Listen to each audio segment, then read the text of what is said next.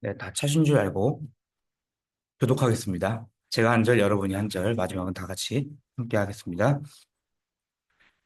며칠 후에 바울이 바나바더러 말하되 우리가 주의 말씀을 전한 각 성으로 다시 가서 형제들이 어떠한가 방문하자 하고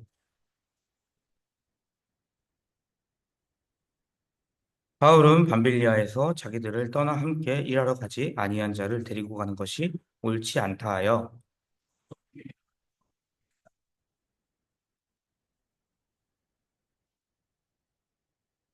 바울은 신라를 택한 후에 형제들에게 주의 은혜에 부탁함을 받고 떠나 수리아와 길리기아로 다니며 교회들을 공부하게 하니라. 아멘. 해시바 성가대 나와서 은혜로운 찬양하도록 하겠습니다.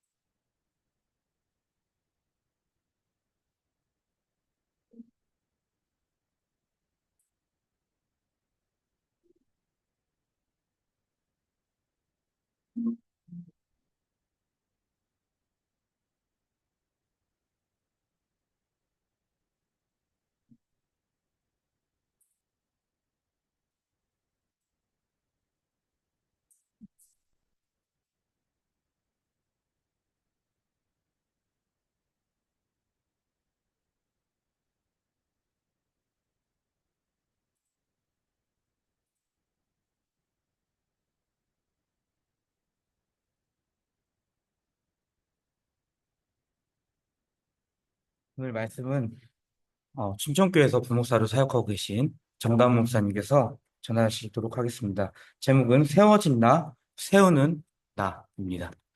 정담 목사님 나오시겠습니다.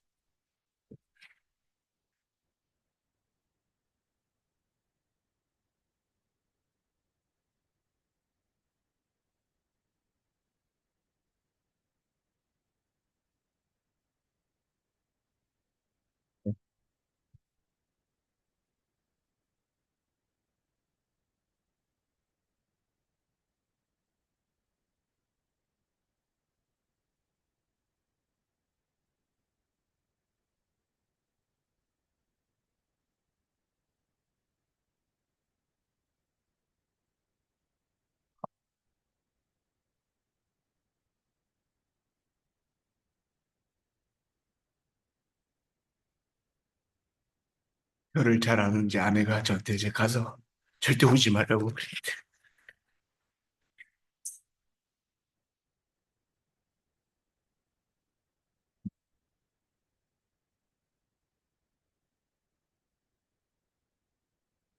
딱 10년 만에 옵니다. 제가 2014년 말까지 사역하고 이제 다른 교회로 사역을 떠났는데 그래도 늘 대형교회를 잊어본 적이 한 번도 없고 늘 기도한 것은 제 첫 목회지였기 때문도 있지만 저희 신앙에 있어서 정말 많은 도움과 또 배움이 있었던 곳이었기 때문인 것 같아요.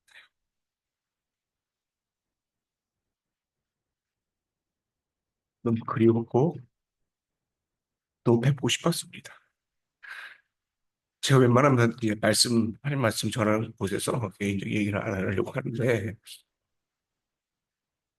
예, 너무 뵙고 싶었고 또 여러분들을 기억하고 있었고 또 잊지 않았다는 것을 전하고 싶어서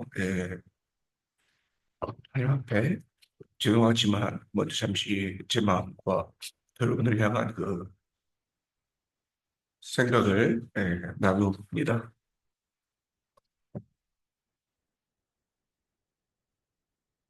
보고 싶었던 분들도 있고 그리운 분도 있는데 뵙지 못한 분들이 있어서 좀 아쉬운 곳도 있고 또 함께 신앙생활했던 귀한이 이제는 청년들이 됐을 그 친구들이 좀 아쉽기도 한데 그래도 끝까지 이곳에 남아서 함께 신앙생활하는 여러분들을 뵙게 돼서 너무 기쁘고 또 무엇보다도 사실 계속 한 자리에 머물러서 신앙생활 하시는 분들은 잘 모르겠지만 10년의 세월을 떠났다가 돌아왔던 제 입장에서는 우리 또 대은 교회가 굉장히 든든히 섰고 또 신앙적으로 건강해졌다라는 느낌을 굉장히 강하게 받았다는 것을 꼭 여러분들에게 전하고 싶습니다. 무엇보다도 제가 가장 기억나는 것은 2011년도 첫 사역을 할 때에 들었던 대흥교회 느낌, 아직까지도 잊혀지지 않았던 2011년 1월 30일 날 첫 주일 왔을 때 느꼈던 것은 굉장히 춥다였는데, 이제 뭐 교회도 추웠고, 분위기도 추웠고, 근데 오늘은 굉장히 따뜻하고, 굉장히 포근한 느낌이 들어서, 너무 감사하다는 생각이 제일 먼저 들었습니다. 예. 하나님 말씀 전하는 귀한 시간, 함께 기도하고, 제가 잠시 기도하고, 하나님 말씀 전하도록 하겠습니다. 성부와 성자와 성령, 삼위 하나님을 찬양합니다. 이 시간, 진해산 앞에 주의 말씀을 듣고자, 여호와의 말씀을 듣고자 엎드린 이스라엘 백성들처럼, 주의 말씀 앞에 우리의 마음을 내려놓고, 주의 앞에 엎드리오니, 하나님 말씀하시되, 우리를 위로하시고, 또 우리에게 도전 주시며, 우리의 나아갈 바를 밝게 알게 하여 주시옵소서. 성령 하나님 조명하여 주셔서 전하는 자나 듣는 자나 하나님 말씀을 밝게 하게 하시고 그 주어진 말씀대로 살아가고자 애쓰는 가운데 성령 하나님 우리 마음과 생각을 지켜주셔서 부족하지만 우리의 손과 발로 우리 입술로 주의 말씀대로 실천하며 그 열매를 우리 삶 가운데 맺을 수 있는 이 자리에 앉는 우리 모든 대형의 성도님들 될 수 있도록 주님 인도하여 주옵소서. 예수님의 이름으로 기도합니다. 오늘 우리가 살펴볼 본문 말씀은요. 바울과 바나바가 2차 전도 여행을 준비하는 가운데 일어난 사건입니다. 36절이죠. 우리가 주의 말씀을 전한 각 성으로 다시 가서 형제들이 어떠한가 방문하자. 성도님들이 잘 알고 있다시피 바울은요, 총 3차 전도 여행을 떠납니다. 소아시아 지역에 여러 교회들을 세우죠. 근데 본래 바울은요, 1차, 2차, 3차 이렇게 전도 여행을 각기 다른 지역으로 계획하고 있지는 않았어요. 성령 하나님께서 그리 이끄신 거죠. 오늘 본문에서도 알 수 있다시피 원래 바울은요, 1차 전도 여행으로 세워진 그런 교회들을 다시금 돌아보기 위해서, 즉, 이제 배운 바대로 그들이 잘 살고 있는지 신앙의 AS를 하기 위해서 2차 전도 여행을 준비한 것입니다. 그런데 변수가 생기죠. 즉, 오늘 본문의 마지막을 보시면요. 전도 여행의 지도자들인 바울과 바나바가 어떻게 됩니까? 서로 심히 다투어 피차 갈라선 후에 각기 다른 동역자들을 데리고 2차 전도 여행을 따로 떠나게 됨을 봅니다. 여러분, 바울과 바나바가 누굽니까? 그들은 초대교회를 대표하는 인물들이고요. 구약에 다윗과 요나단이 있었다면 신약에는 바울과 바나바가 있다라고 할 정도로 서로를 이끌어주고 세워주며 동역하던 최고의 팀이었습니다. 사실상 바울을 초대교회의 지도자이자 위대한 사도로 이끈 사람이 바나바였죠. 바나바는요, 오순절 사건 때부터 초대교회 지도자였어요. 사도행전 2장부터 초대교회 시작부터 교회의 지도자였습니다. 반면에 바울은 그 당시 이름은 사울이었죠. 네, 사울은 원래 악명 높던 기독교 핍박자였습니다. 그 유명한 스데반 집사를 사람들을 동원해서 돌로 쳐 죽인 자, 그가 바로 청년 사울이죠. 이랬던 사울이 다메섹으로 가던 도중 소위 다메섹 도상에서 예수님을 만나고 회심한 이후에 그를 가장 먼저 기독교인으로 인정해 준 사람, 그 사람이 바로 바나바입니다. 사도행전을 보시면요. 예수님의 12 제자들까지도 그 사울의 회심을 들었지만 믿지 못하고 오히려 그를 피해 다녔어요. 사울이 회심한 이후에 예수님의 제자들을 만나고자 예루살렘 교회를 찾아왔을 때 그 교회에 있었던 베드로는요, 이 사울을 도망쳐서 피해서 도망가기까지 했어요. 이처럼 사울의 회심을 믿은 자는 없었어요. 근데 그때 먼저 손을 내밀고 바울을 만나준 사람, 그가 바로 바나바였습니다. 바나바는 바울과의 교제 및 대화를 통해서 바울의 회심이 참되다, 진짜다라는 것을 확인했고 이를 초대교회 모든 사람들에게 보증해 주었습니다.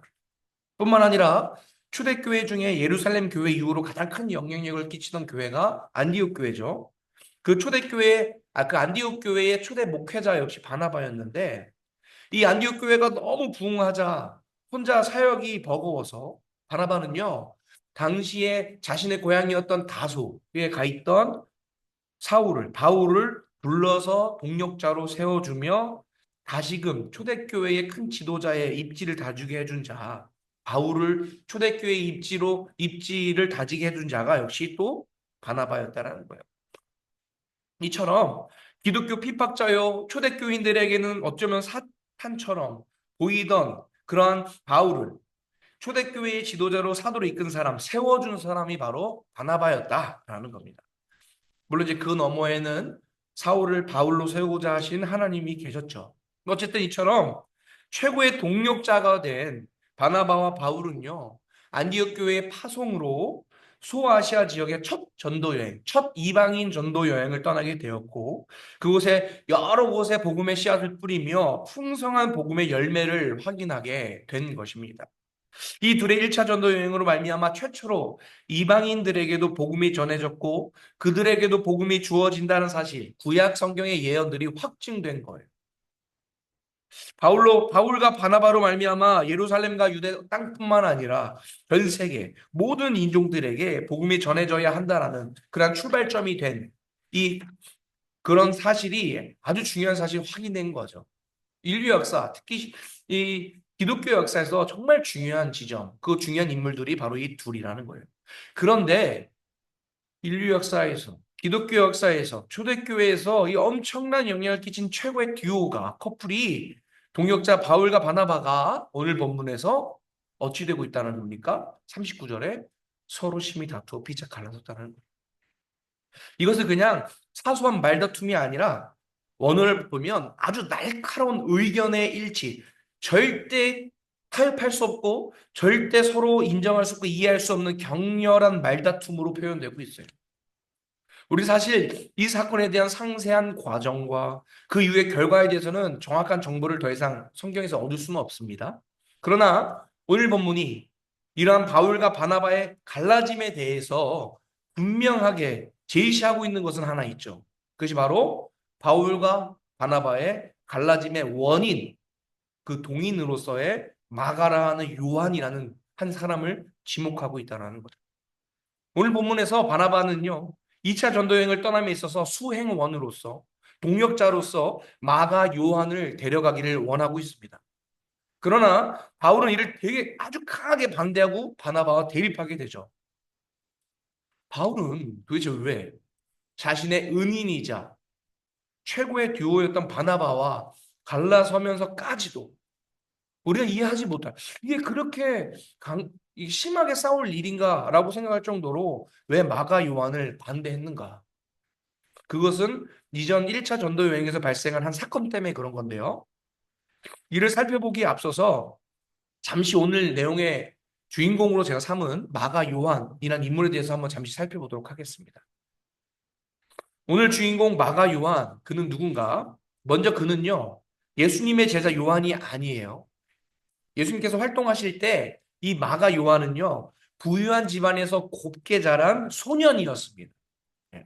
우리 한 여기 앉아있는 우리 유초동부 친구들 또래에, 아니면 조금 한 중학교 또래의 소년 정도의 나이였어요. 예수님 당시에. 그래서 예수님께서 마가복음 14장에서 유월절을 보내시기 위해서 어떤 집에 2층 다락방을 섭외하셨죠. 그리고 거기서 제자들과 그 유명한 최후의 만찬을 보내셨는데, 학자들은요, 이곳이 사도행전 2장에서 등장하는 오순절 성령 강림의 사건의 장소이기도 하고, 또 후에 예루살렘 초대교회가 모이는 장소가 되는 곳이라고 모두 인정합니다. 이러한 초대교회 역사에서 정말 중요한 이 장소를 우리는 흔히 뭐라고 부릅니까? 마가의 다락방이라고 표현합니다. 왜냐하면 이곳이 이 마가라는 요한의 부모님 집의 2층이었기 때문이에요. 제가 참 이 설교 준비하면서도 대형교회한테 감사했던 것은 2011년도에 당시 이제 김대진 목사님 계실 때 성경 지역 탐방이라고 하죠. 성경 뭐 우리는 이제 뭐라고 하죠? 흔히 성지순례라고 하는데, 그때 제가 대형교회 있을 때 대형교회 도움으로 지원으로 전도사 시절에 이스라엘에 갔던 기억이 있어요. 13년 전에. 그리고 그때 이 마가라는 사람의 집 2층이라고 하는 곳에 가본 기억이 납니다. 네. 근데 그곳이 우리가 한국말로 다락방이라고 표현되었지만 실제로는 우리 여기 대형교회 본당보다 더 넓어요. 한 2배 정도 되는 공간이었어요. 한 200여 명 들어갈 수 있는 넓은 강당과 같은 곳이었고, 그 당시에 지어졌던 건물이라 이렇게 잘 지어지지 못했기 때문에 중간중간에 큰 돌기둥이 있어서 좀 방해는 됐지만 어쨌든 굉장히 넓은 곳이었어요. 이처럼 마가의 집은요, 초대교회 성도들이 모여서 예배하고 집회를 가지던 예루살렘 초대교회가 되는 곳이 됩니다. 마가 요한은요, 어릴 적부터 자신의 집에서 이러한 예수님과 제자들, 그리고 초대교회 성도들의 모습들을 보고 자랐고요. 자연스레 신앙생활을 시작한 케이스라고 할 수 있어요. 게다가 마가 요한은요, 예수님의 붙잡히심, 고난받으심, 십자가에 달려 죽으심, 부활하심, 승천하심에 대해서도 직접 보거나 또 가장 먼저 접한 사람 중에 한 명이 됩니다. 그야말로 신앙의 금수저라고 할 수 있어요. 그냥 운 좋게 그 당시 신앙생활을 시작한 부유한 부모님 집에 태어난 덕분에 예수님을 직접 곁에서 보고 예수님의 제자들을 삼촌이나 부르며 그렇게 자라는 신앙의 금수저가 된 거예요. 이후로도 마가 요한의 집이 예수님의 12제자들의 모임 장소이자 초대교회의 모임 장소였기에 그는요, 자연스럽게 초대교회 기독교인 중에서도 열심히 봉사하며 활동하는 핵심 인물이 됩니다. 시간이 흐르면서 청년이 되고, 중고등학생이 되고 고등학생이 되면서 점점 열심히 하는 일, 섬기는 일이 많아지게 되었죠. 그러던 어느 날 이제 청년이 되어서 이 청년이 된 마가 요한이요, 멀리 안디옥 교회에서 자신의 사촌 형이었던 바나바가 바울이라는 사람과 함께 선교 여행을 떠난다는 소식을 전해 듣게 된 거예요. 그리고 한창 뜨거운 열정으로 막 교회를 섬기며 내가 할 수 있는 일이 무엇일까 고민하던 마가 요한은요, 아마도 바나바에게 자신도 그 선교팀에 참고하고 싶다고 간청했을 거라 봅니다. 혹은 바나바가 마가 요한에게 같이 가자고 제안할 수도 있었을 거예요. 어쨌든 마가 요한은 복음의 세계화, 그것의 출발점이 된 1차 전도 여행의 동역자로 참여하게 됩니다. 그런데 이것이 비극의 시작이에요. 왜냐하면 청년 마가 요한은요, 1차 전도 여행이 시작되고 얼마 되지 않아서 사도행전 13장 13절에 보시면 중도 포기를 선언하고 자신의 집에 있던, 엄마가 있던 예루살렘으로 도망치듯 돌아가기 때문입니다. 이러한 마가 요한의 무책임한 중도 포기는요, 첫 전도 여행을 시작하는 바울과 바나바 일행에게 찬물을 끼얹게 되는 거예요. 자칫 교회 역사에서 정말 중요한 이 1차 전도 여행이 실패로 돌아갈 수도 있었던 아찔한 순간이 바로 이 순간입니다. 그러나 다행히도 이제 바울과 바나바는 힘겹게 1차 전도 여행을 계속 진행했고 성령 하나님의 인도하심에 따라 잘 이제 마무리하게 되는 거죠. 그러니까 그때를 생각하면 사도 바울은 정말 아찔했을 거예요. 복음 전파에 가뜩이나 목숨을 거는 사도 바울에게 이러한 청년 마가 요한은 정말이지 무책임하고 비상식적이고 두 번 다시 보고 싶지 않은 존재가 되어버린 겁니다. 그 순간에. 이러한 배경하에서 바울은요, 오늘 본문에서 2차 전도 여행을 떠남에 있어서 다시 한번 마가 요한을 데리고 가자라고 하는 그 바나바의 의견을 절대 수용할 수 없었던 거예요. 아직은 네, 젊었던 바울, 즉 불같은 성격을 아직도 가지고 있었던 그 바울이 1차 전도 여행 때의 분노가 마음속에 다시 막 불릴 듯 일어나니 바나바에게 화를 내게 되는 것은 어찌 보면 당연한 것이라 할 수 있습니다. 그래서 결론적으로 오늘 본문의 사건으로 다시 말해서 트러블 메이커라 볼 수 있는 이 마가 요한으로 인해서 바나바와 바울이 완전히 갈라서게 되었고 그 후로 바나바와 바울의 동력 사역, 함께함은 성경 어디에도 나오지 않게 됩니다. 참 아쉬운 거죠. 인간의 생각으로 과연 만약 바울과 바나바가 헤어지지 않고 계속 같이 함께했다면 어떻게 되었을까? 예, 상상하고 싶지만 실제 역사 속에서는 이제 다시는 바나바와 바울은 서로 만나서 동역하지 못하는 사이가 됩니다. 물론 바울의 서신서 곳곳, 그 이후에 쓴 서신서 곳곳에 바나바에 대한 바울의 칭찬과 인정이 기록된 것을 보면 아마 그 이후로 서로 간에 또는 바울의 그 바나바를 향한 감정적 갈등은 해소되었다라고 우리는 이제 유추할 뿐이에요. 어쨌든 오늘 우리의 관심사는 마가 요한이라고 하는 그 사람의 인생에 있기 때문에 다시 한번 정리해보고 그의 상황을 우리 한번 유추해보자면요.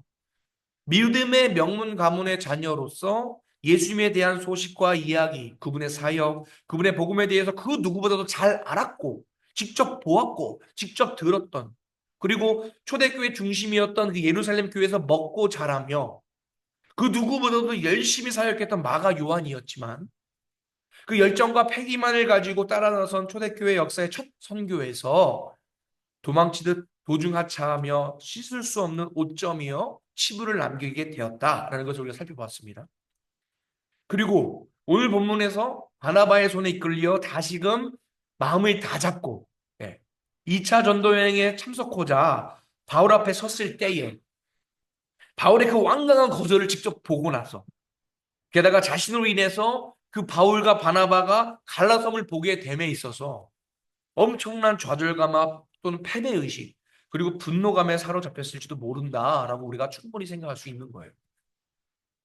심지어 생각해보면 이러한 마가 요한의 1차 전도 여행에서의 무차금한 중도 하차와 또 마가 요한으로 말미암아 바울과 바나바가 갈라졌다는 그 소문이 아마 당시 초대교회 예루살렘 교회든 어디든 다 퍼졌을 텐데 마가 요한은 아마 초대교회에서 최고의 가십거리 이슈가 되고 있었고 엄청난 손가락질을 받게 되었을 것이라 우리는 충분히 생각할 수 있습니다. 이런 상황에서 마가 요한이 과연 예전과 같이 교회에서 열심히 봉사하며 신앙생활을 할 수 있을까라는 우리가 우려를 충분히 할 수 있는 거죠. 우리가 신앙생활을 하면서 할 수 있지만 누군가 실패하고 실수하고 또 잘못을 저질렀을 때 그 사람이 그 교회에서 계속 신앙생활을 영위하기란 굉장히 어렵다는 것을 우리가 잘 알고 있습니다. 예를 들어서 한창 10여 년 전에 신천지가 활발했을 때 신천지에 잠시 빠졌다가 돌아온 성도들이 본인이 원래 나오고 자랐던 교회에서 대부분 신앙생활을 이어가지 못하고 다른 새로운 교회로 찾았던 것은 다시 신천지에 잠시 있었다는 것이 교회에 다 퍼졌고 교회 공동체가 그들을 감싸주고 위로해주기는커녕 뒤에서 쏙닥거렸기 때문에 그곳에서도 더 이상 신앙생활을 영위하지 못했다라는 것이 실제 우리 기독교, 우리 한국의 교회 역사에서 드러나고 있죠.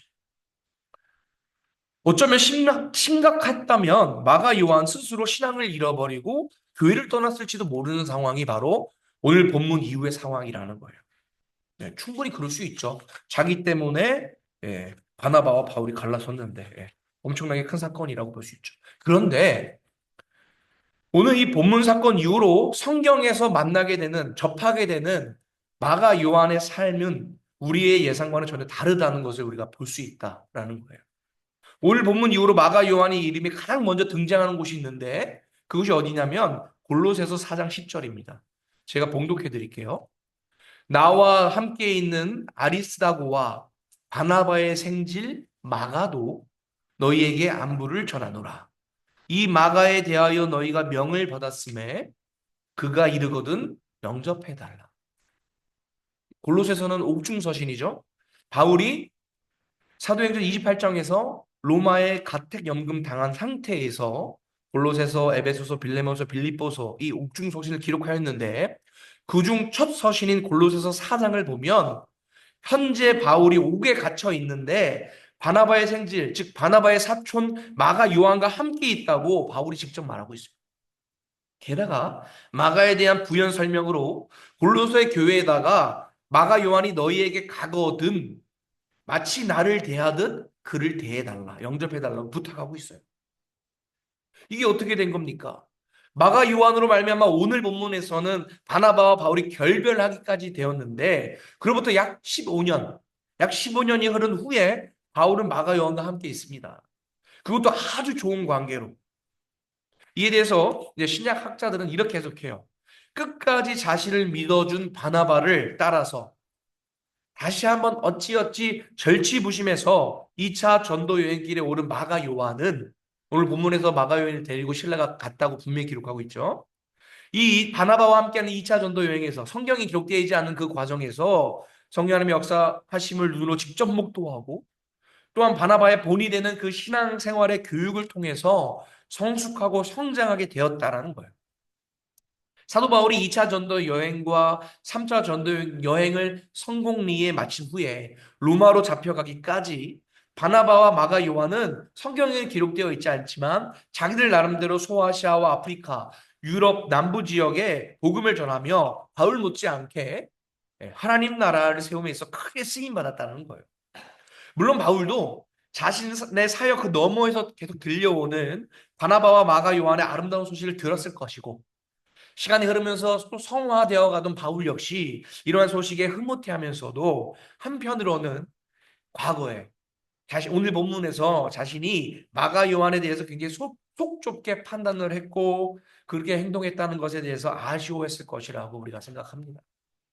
그러다가 어떤 연유에서인지 모르겠지만 이 마가 요한이 오늘 로마 가택 연금되어 있는 사도 바울을 찾아오게 된 거예요. 흔히들 바나바가 의도적으로 마가 요한을 더 세워주고자 즉 자신보다 더 영향력 있는 사도 바울을 찾아가도록 시켰다고 봅니다. 어쨌든 바울은 로마에서 투옥 생활을 하고 있었어요. 말이 투옥 생활이지 여유 있는 자유로운 가택연금이었습니다. 왜냐하면 바울은 로마인이었기 때문에 로마인이 받는 여러 가지 혜택이 있었기 때문에 바울은 투옥 중에도 얼마든지 사람들을 자신의 그 가택계로 부를 수 있었고 그 가운데 복음을 전할 수도 있었고 대화를 할 수 있었습니다. 그리 사도행전 28장에 기록하고 있죠. 이런 상황에서 마가 요한이 자발적으로 바울을 찾아간 거예요.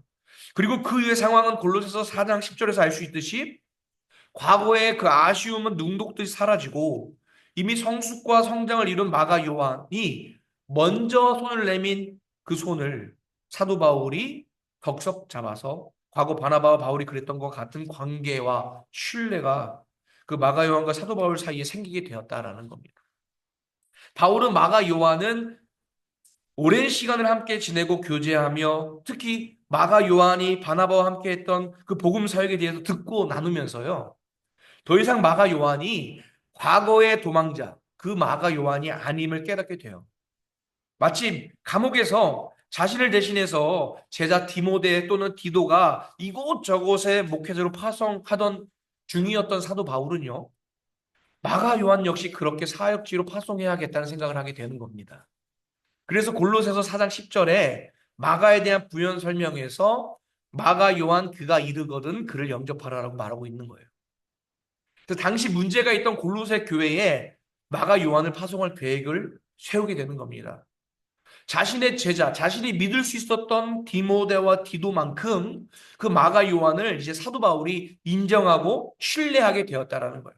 뿐만 아니라 같은 옥중서신인 빌레몬서 1장 24절에서도 바울은요, 마가를 나의 동역자라고 칭하고 있음을 보게 됩니다.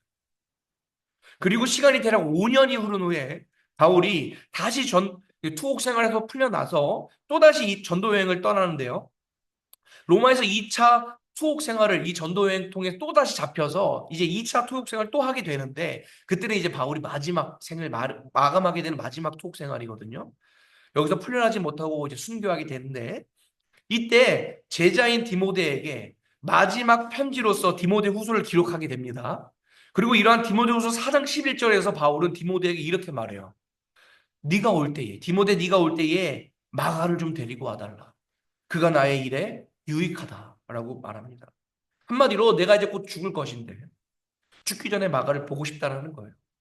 그에게 따로 앞으로의 사역을 위해 다음 시대를 이끌어갈 다음 세대인 마가 요한에게 당부해야 할 이야기, 가르쳐주고 싶은 이야기가 있다라는 겁니다. 그리고 글을 보면 바울 자신이 마음이 편해질 것 같으니 좀 글을 좀 데리고 와달라고 부탁하고 있습니다. 여러분 어떻습니까? 오늘 본문 사건 이후로 등장하는 우리가 접하게 되는 마가 요한의 이미지, 그의 입지, 그의 존재 어떠합니까? 그는 초대교회를 이끌던 일대 지도자들이 역사의 뒤안길로 들어설 때쯤에 더 이상 전도여행 도중에 중도 하차여서 어머니 품으로 돌아간 풋내기 청년이 아님을 보게 됩니다. 마가 요한은 그는 모든 기독교인들이 2000년 역사 속에서 가장 존경에 마지 않는 인물인 이 사도 바울에게 있어 정말 의미 있고 유익한 인물이 되어 있었어요. 뿐만 아니라 베드로전서 5장 13절에 보면 예수님의 수제자였고 예루살렘 초대교회 수장이었던 베드로가 마가 요한에 대해 이렇게 기록합니다. 교회가 너희에게 무난하고 내 아들 마가도 그리하느니라. 마가 요한은요, 대사도 베드로의 영적인 아들이 되었고, 즉, 후계자가 되어서 다음 세대를 이끌어갈 영적 지도자로 세워졌음을 보게 됩니다. 실제로 베드로와 바울은요, 같은 연도에 로마에서 순교당하게 되는데요. 그 뒤를 이어 바울과 같이 전 세계의 복음을 전하며 베드로와 같이 각지에 퍼진 초대교회들의 지도자가 되어 수장이 되어 그러한 역할을 감당하는 자, 그가 바로 마가 요한이 되었다고 초대교회 역사가들이 동일하게 다 하나같이 기록하고 있습니다. 하나님께서 하나님께 초대교회에서 크게 쓰임받은 대표적인 두 사도죠. 베드로와 바울의 뒤를 이어 다음 세대를 든든하게 세워간 인물, 그가 한때는 트러블 메이커라, 문제아라, 도망자라, 실패자라, 패배자라는 수식어를 달고 있었던 마가 요한이었다는 것을 우리 기억해야 합니다. 이러한 오늘 본문 내용과 마가 요한의 일생을 살펴보면서 우리는 어떠한 교훈과 적용점을 나눌 수 있는가? 여러분들 나름대로 분명히 느낀 바와 적용점이 있으시겠지만 저는 개인적으로 한 가지를 좀 생각하고 나누길 원해요. 오늘 본문에서 사도 바울은 자신의 과거를 잊은 채 마가 요한의 과거의 연약함을 이해하지 못하고 있음을 봅니다. 아니, 정죄하고 있죠, 아예. 그런데 사실 바울의 청년 시절, 사실 오늘 본문에 등장한 이 날로부터 불과 몇 년 전이었던 그때에 바울은요, 1차 전도 여행에서 도망간 과거의 마가 요한보다 더 형편없는 존재였음을 우리는 잘 알고 있잖아요. 우리는 이것을 흔히 올챙이 개구리짝 생각 못한다라고 말합니다.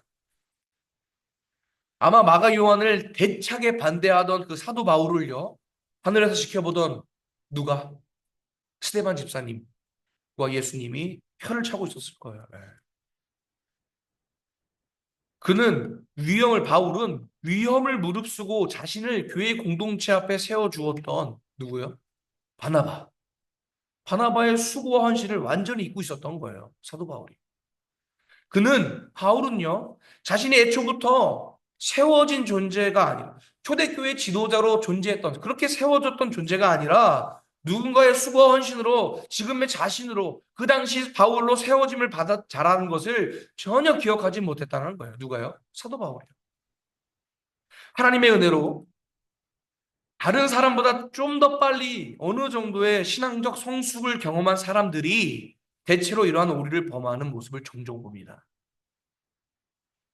지금의 나를 기준으로 다른 누군가의 현재를 평가한다는 것, 그것은요, 굉장히 교만한 것임을 기억하시길 바랍니다. 지금의 내가 있기까지 우리 역시 수많은 실수와 실패를 경험했고, 때로는 굉장히 비상식적이고 어리석은 행동을 반복해 왔을 거예요. 분명합니다. 물론 그러면서 사람은 성숙하고 성장하는 거예요. 그렇기에 우리는 만약 누군가가 현재 내가 보기에 신앙적이든 사회적으로든 굉장히 어리석고 비상식적이며 답답하게 행동한다면 그 사람을 정죄하며 또는 상대할 가치가 없는 존재로 볼 것이 아니라 그 사람을 우습게 여길 것이 아니고 꾸짖을 것이 아니라 성숙과 성장을 위해 아직 시간이 좀 더 필요한 존재로 바라봐주고 기다려주고 참아주어야 하는 거예요. 왜냐하면 우리들 역시 누군가로부터 분명히 여러분들 역시 분명히 누군가로부터 50년 전, 60년 전, 70년 전에 이러한 호의를 받으셨고 그 덕분에 지금의 내가, 지금의 우리가 될 수 있었다는 것이 분명하기 때문입니다. 우리는 몰라도, 나는 몰라도 분명히 나를 향한, 우리를 향한 누군가의 수고 헌신이 있었습니다. 무엇보다도 하나님은 여전히 하나님 보시기에 어리석고 답답하며 오늘도 여전히 하나님 앞에 불의한 우리들을 한없는 사랑으로 참아주시고 기다려주시다는 것. 그것을 잊지 말아야 합니다. 저를 비롯한 우리 모두가 수많은 누군가로부터 세움을 받은 존재라는 것을 잊지 마시길 바래요. 그러하게 주변에 내가 보기에 내 생각에 아쉽고 문제가 있고 답답하고 왜 저럴까? 나라면 저러지 않을 텐데라는 생각이 들게 하는 사람이 있거들라. 그것이 나이와 상관없는 겁니다. 그것은 직분과 상관없는 겁니다. 지금의 내가 아닌 과거의 나를 역시나 품어주고 이해해 주셨던 수많은 사람들을 기억하며 국민한 마음으로 그들을 이해하고 기다려주시는 여러분들이 되길 바래요. 이해하고 기다려줄 뿐만 아니라 더 나아가서 지혜롭게 그들을 세워주고 이끌어주는 우리가 되길 원합니다. 초대교회의 위대한 지도자로 살아간 마가 요한의 삶, 그냥 저절로 만들어진 것이 아님을 우리가 봅니다.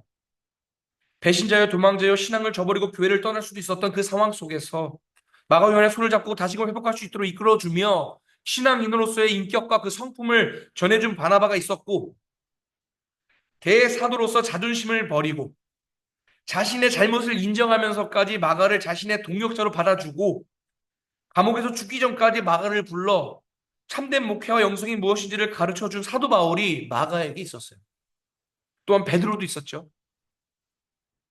초대교회 역사가들은 이 마가 요한을 베드로의 수제자였을 뿐만 아니라 보좌관, 폭력관으로 기록하고 있는데 베드로가 순교하기 그 전까지 그 기간 동안 마가 요한은 마치 베드로가 예수님과 3년 동안 함께 먹고 자면서 보고 배웠던 것처럼 마가 요한 역시 베드로와 동고동락하면서 그에게 직접 보고 듣고 느끼며 한층 더 성숙하고 성장한 영적 지도자가 될 수 있었다라고 기록합니다. 특별히 무엇보다도 예수님의 수제자였던 베드로에게 예수님의 생애와 사역, 그분의 말씀과 교훈을 마치 옆에서 직접 본 것과 같이 전해 들었고 그것을 기록한 마가는요, 후에 성령의 감동하심에 따라 우리들이 잘 알려진 사복음서 중에서도 가장 먼저 기록된 것으로 여겨지는, 가장 권위 있는 것으로 여겨지는 마가복음을 기록하게 되는 거예요. 예수님 당시 어린아이였던 마가가 어떻게 마가복음을 그렇게 기록할 수 있겠습니까? 그것은 예수님의 수제자였던 베드로와 함께 3년을 동고동락하며 듣고 기록한 것을 성령의 도우심에 따라 정리하여 기록한 것으로 우리에게 지금 귀한 하나님의 말씀으로 전해지고 있는 거예요. 이처럼 마가 요한에게는 위대한 영적 스승이요 교사가 3명이 있었습니다. 바나바, 바울, 베드로. 그 밖에 그의 부모라든지 또는 그 청년이었던 바나바를 마가를 인정해주고 용납해주고 세워주었던 예루살렘 초대교회 동역자들도 있었겠죠. 어쨌든 이러한 여러 명의 사람들의 역량 아래에서 세워진 이 마가 요한은 더 이상 오늘 본문에서 바라울과 바나바를 갈라놓은 요인으로서의 문제아가 아닌 제2의 바나바, 제2의 바울, 제2의 베드로가 되어서 초대교회를 이끌며 수많은 사람들을 믿음 가운데 세워나가는 위대한 지도자가 된 거예요. 여러분, 우리 역시 지난 세월 동안 누군가로부터 하나님의 섭리하심의 아래 세움을 받은 자들임을 잊지 마시길 바랍니다. 물론 아직 우리는 더 성숙하고 성장하며 성화되어야 하지만 그럼에도 상대적으로 나보다 연약하고 부족한 누군가를 세워주시는 삶을 이제는 사시길 바라요. 그 대상은 여러분들의 자녀가 될 수도 있고, 교회 공동체의 또 다른 구성원이 될 수도 있고, 또는 회사나 사회에서의 누군가가 될 수도 있습니다. 아마 지금 내 머릿속에 떠오르는 누군가가 있을 거라 생각해요. 이것은 나이와 상관없습니다. 직분과 상관없습니다. 그저 어떤 면에서 상대적으로 내가 보기에 부족한 부분이 있는 누군가를 쉽게 정죄하거나 마음속으로 무시하는 것이 아니라 그가 더 나은 모습으로 세워질 수 있고 어떤 점에 있어서는 나의 은사적으로 그의 부족한 부분을 세워줄 수 있는 이해하고 기다려주며 지혜롭게 이끌어줄 수 있는 우리 대흥교회 모든 성도님들이 되시길 바라요. 수많은 사람들로부터 하나님으로부터 지금 내가 될 수 있도록 세움받았음을 기억하시고 감사와 그 은혜의 감사를 넘어 늘 겸손함으로 그것을 인지하시고 서가시는 우리가 되길 원해요. 그리고 세움받은 자에서 이제는 누군가를 세우는 자로 상대적으로 부족한 자들 이해하고 기다려주며 지혜롭게 이끌어주는 자로 그리고 우리 가정과 교회 더 나아가 내 주변을 든든히 세워나가시는 우리 모든 대형교회 성도님들이 되시기를 삼위 하나님의 이름으로 축원합니다. 네, 잠시 기도하겠습니다. 하나님 그렇습니다. 처음부터 세워진 자는 없습니다. 지금 내가 이 자리에 서 있고 우리가 이 자리에 서 있는 것은 다 하나님의 은혜 가운데 우리에게 붙여주신 귀한 동력자들, 또 기도의 어버이들, 또 기도의 스승들, 또 우리 기도의 공동체원들이 있기 때문임을 이 시간 고백합니다. 늘 나의 나됨, 나의 현재 이 잘남을 하나님의 은혜로만 단순히 치부하는 것이 아니라 나의 이 자리에 오기까지 있었던 그 수많은 사람들의 헌신과 수고, 손길이 있었음을 잊지 않게 하시고 겸손히 그리 서며 내 주변에 있는 누군가를 태워주는 삶에 우리 힘써 나아가는 우리 모두가 될 수 있도록 주님 인도하여 주옵소서. 무엇보다 사랑하는 우리 대형교회 더 든든히 세워감에 있어서 우리 미래의 귀한 자녀들이 있습니다. 그들을 주여 기억하여 주시고 우리 대형교회 다음 세대에 이끌어가기 부족함이 없는 자들 될 수 있도록 우리 그들을 위해 기도하고 든든히 세워가고 무엇보다 기다려주고 이해해주는 우리 모든 대형교회 성도님들 될 수 있도록 주님 축복하여 주옵소서. 예수님의 이름으로 기도합니다.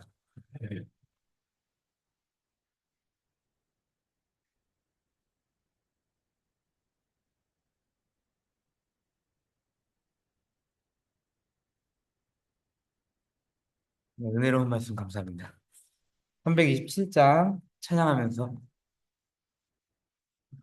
327장입니다.